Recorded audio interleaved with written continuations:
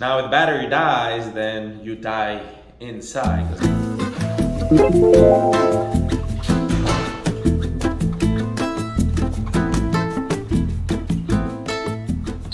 This is the spacesuit. This is what we use to dress up when we're gonna do joint replacement surgery.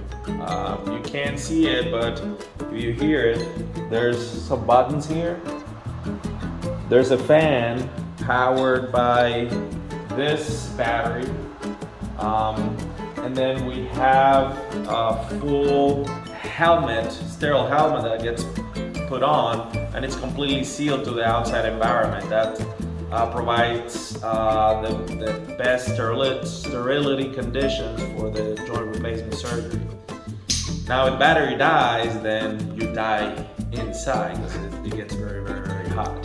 So, and then it's also powered by this light by which you can kind of move in this area, here and there. Everything is sterile. Everything you do it on top of over the gown. Bueno, sí.